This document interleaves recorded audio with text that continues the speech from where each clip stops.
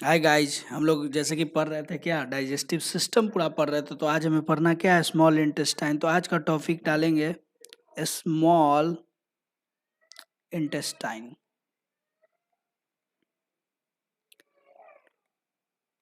Small intestine, छोटी आंत, जिसे हिंदी में हम लोग क्या बोलते हैं, छोटी आंत। जरा देखते हैं इसका लेंथ कितना होता है। जैसे ही मैंने देखा इसका लेंथ लेंथ इसका होता है 6 से लेकर के 6.25 मीटर। 6 से लेकर के कितना, 6.25 मीटर। डायमीटर की बात करें तो इसकी डायमीटर होती है 1 inch. The diameter of the small intestine is what, 1 inch. अब स्मॉल इंटेस्टाइन में 3 पार्ट होते हैं। कितने पार्ट? 3 पार्ट्स। स्मॉल इंटेस्टाइन में कितने पार्ट होते हैं? 3 पार्ट। कौन कौन से? तो एक होता है डिओडेनम, एक होता है जेजनम, और एक होता है ileum. Means 3 part of small intestine are found, that is duodenum, jejunum and ileum. अब जरा समझते हैं इस स्मॉल इंटेस्टाइन को। Suppose this is what a structure of a small intestine. This is a structure of what, a small intestine. तो this is what, ileum, this is ileum, and this is jejunum, and this is duodenum. This portion is what, duodenum. मैं इसे space नहीं है तो short में duodenum लिख दिया, ठीक है। अब देखते हैं यहीं पर अटैच होता है क्या, हमारा liver. Here what, a liver is attached here. यहीं पे क्या होता है, लीवर अटैच्ड होता है। और यहाँ पर एक लीफ लाइक स्ट्रक्चर अटैच होता है जिसे हम लोग पैनक्रियाज बोलते हैं। क्या बोलते हैं? Pancreas.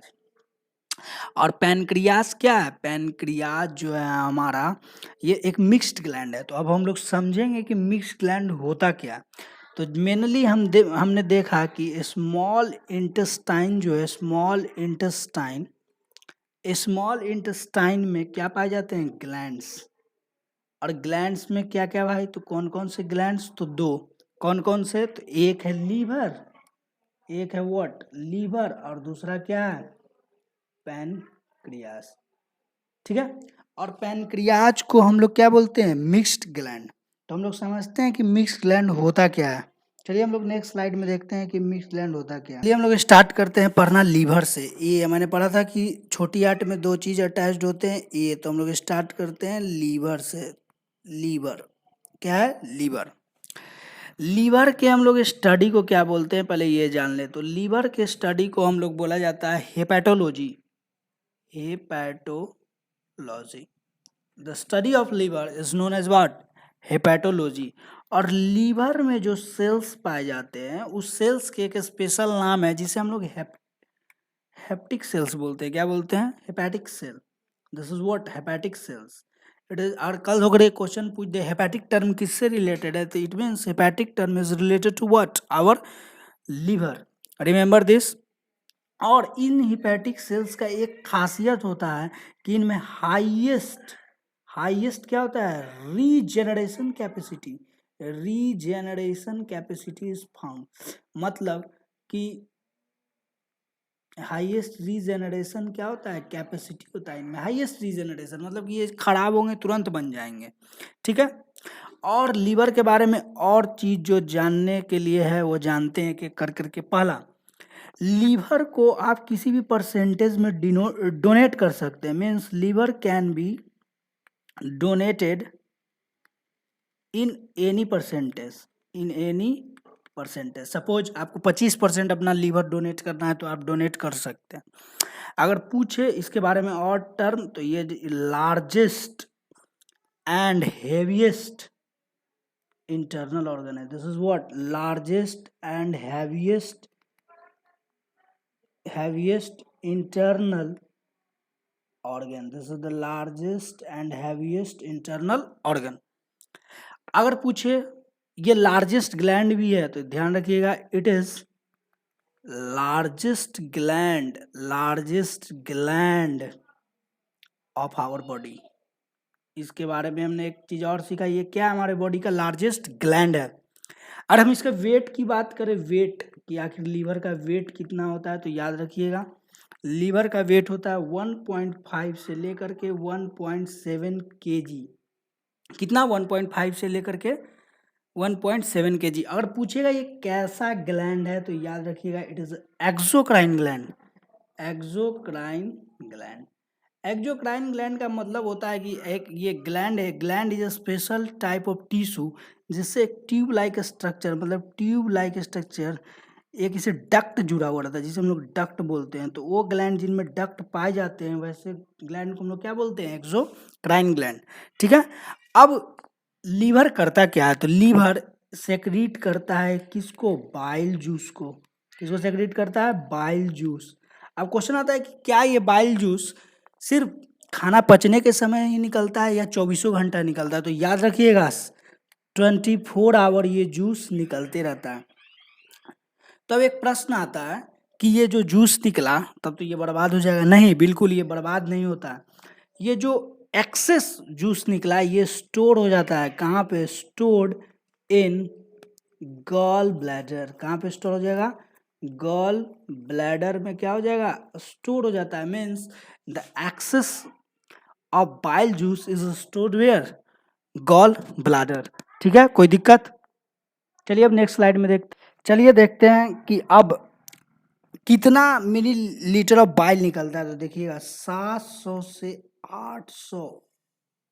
800 millilitre per day bile निकलता है। और ये इसका अगर कलर पूछ दे कि आखिर इस जूस का कलर कैसा, तो याद रखिएगा it is very important question. इसका जो कलर होता है वो ग्रीन कलर का होता है। अब सवाल आता है कि ये ग्रीन क्यों होता है? हाँ, तो ग्रीन इसलिए होता है क्योंकि इसमें एक पिगमेंट पाए जाते हैं, एक पिगमेंट। और आपसे पूछेगा उस पिगमेंट का नाम क्या है, तो उस पिगमेंट का नाम है विलीवर्डिन। याद रखिएगा उस पिगमेंट का क्या नाम है? विलीवर्डिन। उस पिगमेंट का क्या नाम है? विलीवर्डिन। ठीक है। अब देखते हैं आखिर बाइल करता क्या है।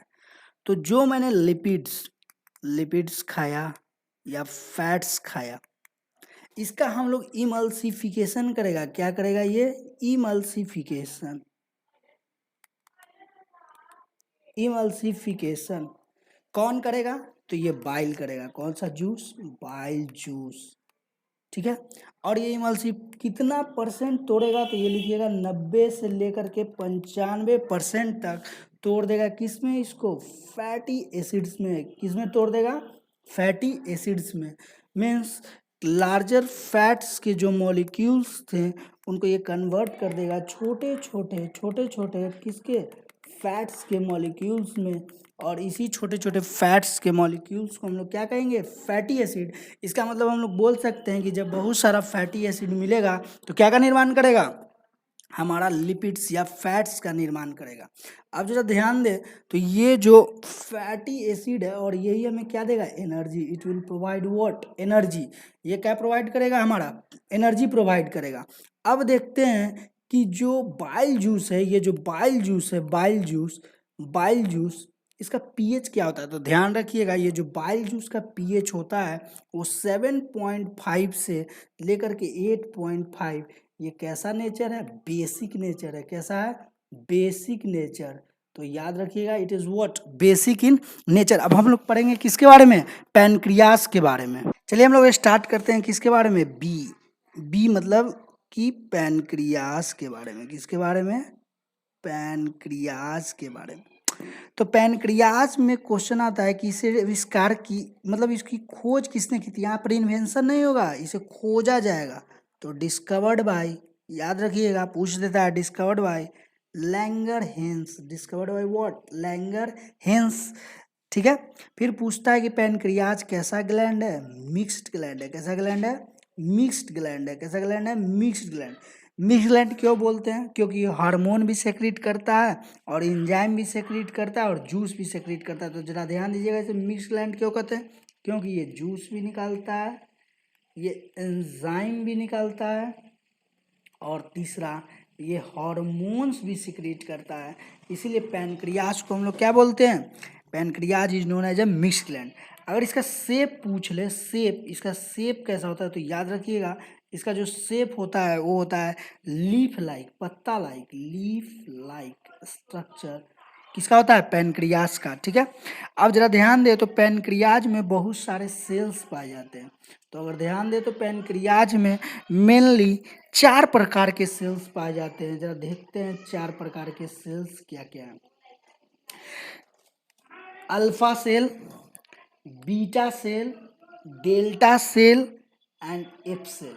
याद करिएगा जरा, alpha cell, beta cell, delta cell and F cell.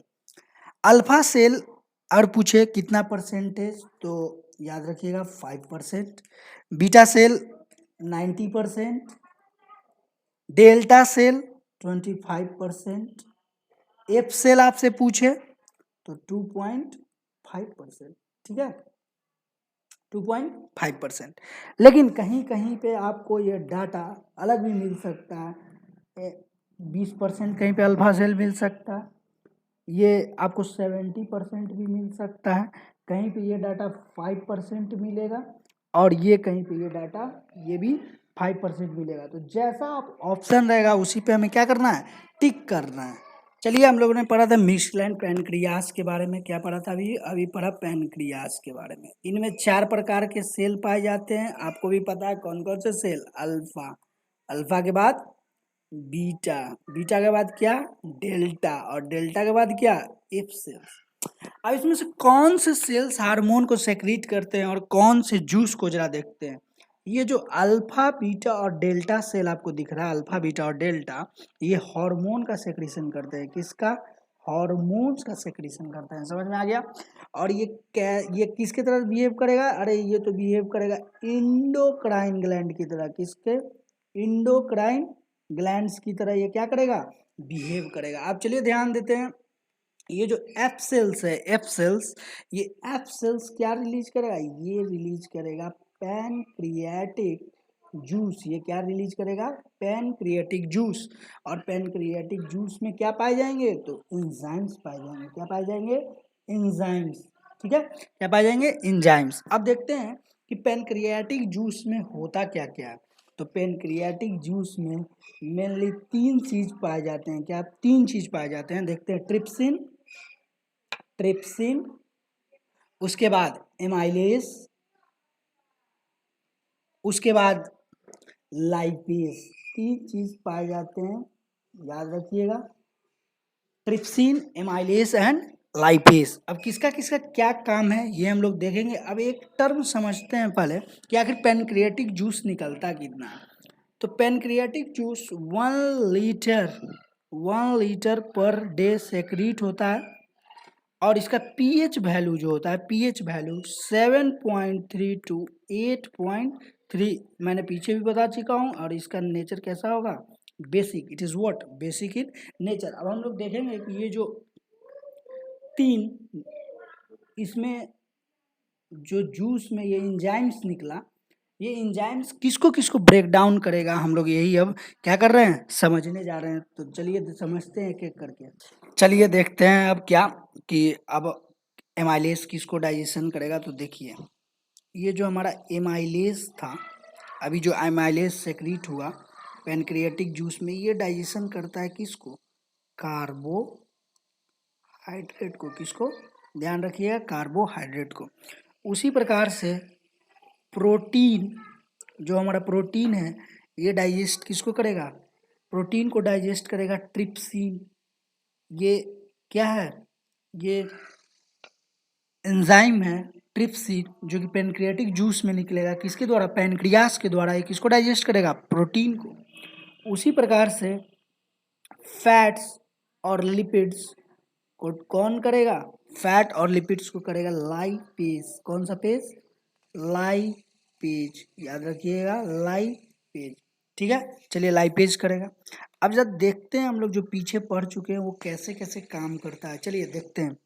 Suppose करिए मैंने पढ़ा था प्रोटीन, प्रोटीन का डाइजेशन हमारे स्टोमक में, कहाँ पे, स्टोमक में पढ़े थे, हुआ था 90%।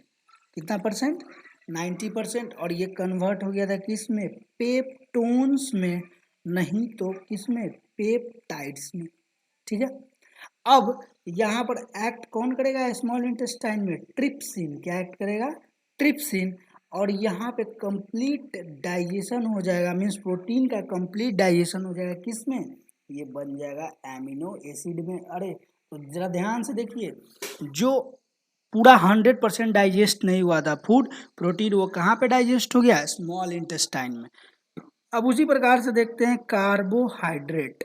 जो कार्बोहाइड्रेट जो हमारे माउथ में हम लोग ने देखा था, माउथ में कितना परसेंट डाइजेशन हुआ था? 70%।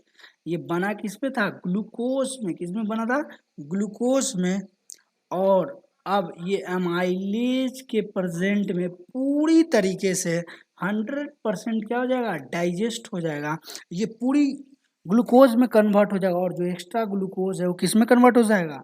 ग्लाइकोजेन में। और यही ग्लाइकोजेन स्टोर हो जाता है हमारे लीवर में। अब हमने पढ़ा किसके? फैट। अब देखते हैं फैट। फैट पे एक्ट कौन किया था? याद करिए, फैट पे कौन एक्ट किया था? स्मॉल इंटेस्टाइन में। अब इसका डाइजेशन होगा फैट का स्मॉल इंटेस्टाइन में कितना? बाइल जूस के प्रेजेंट में 90 से लेकर के कितना? 95% तक किसके प्रेजेंट में? बाइल जूस के प्रेजेंट में।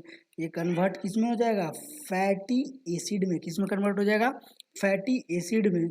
और ये जो लाइपेज है, लाइपेज, ये लाइपेज इसको 100% कन्वर्ट किस में कर देगा? ग्लिसरॉल में। ग्लिसरॉल में। अरे समझ में आएगा? तो देखिए, हम लोग इसी से पहले बोले थे कि जो कंप्लीट डाइजेशन जो फूड का होता है वो कहाँ पे होता है? स्मॉल इंटेस्टाइन में। अब यहाँ से भोजन फिर कहाँ पे चला जाएगा? लार्ज इंटेस्टाइन में। यहाँ से कहाँ जाएगा? लार्ज इंटेस्टाइन में। तो पहले हम लोग ये समझ लेते हैं कि जो फूड ये जो डाइजेस्ट हो गया, इसका एब्जॉर्प्शन किस पार्ट में होता है। तो फूड का जो डाइजेशन होता है तो हमने पढ़ा था। अब देख लेते हैं जेजनम का काम क्या होता है। तो जेजनम जो है, जेजनम का काम होता है transfer of food to the ileum. ये क्या करता है? फूड को transfer of food to the ileum, ठीक है। यहाँ पे कोई डाइजेशन नहीं होता है, याद रखिएगा। नाइदर डाइजेशन, पूछ दे कह रहे जेजनम में कुछ होता है तो नहीं, नाइदर डाइजेशन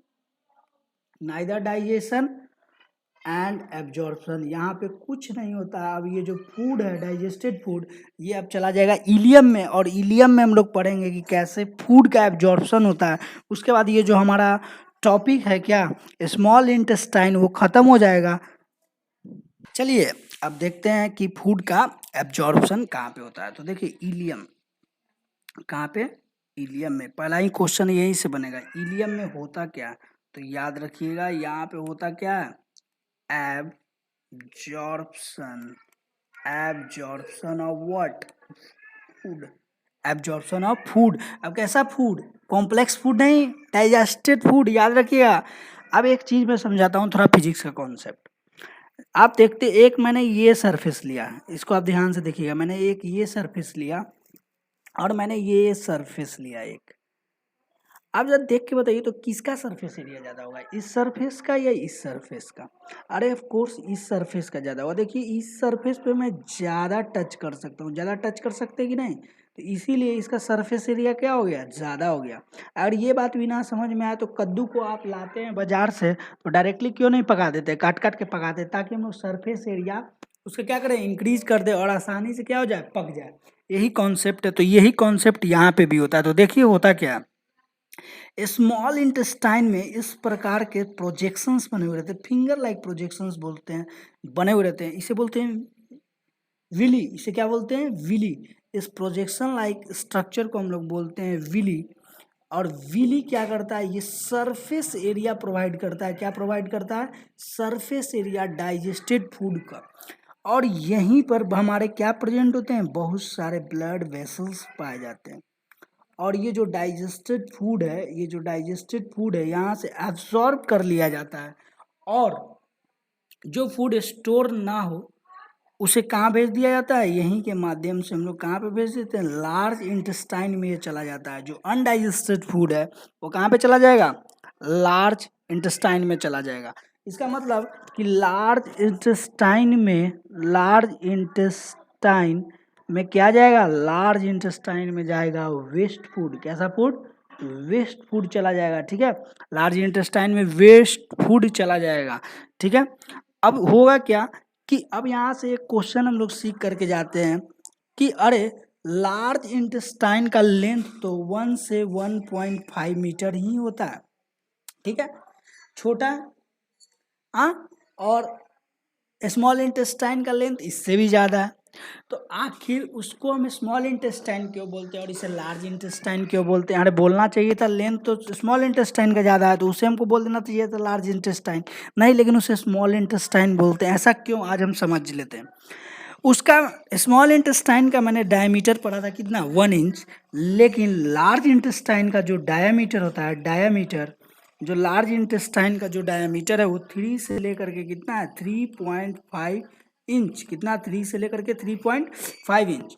और ये डायमीटर 1 इंच से ज़्यादा है, इसीलिए इसका डायमीटर ज़्यादा है, इसलिए हम इसे लार्ज इंटेस्टाइन बोलते हैं और उसे हम लोग स्मॉल इंटेस्टाइन बोलते हैं।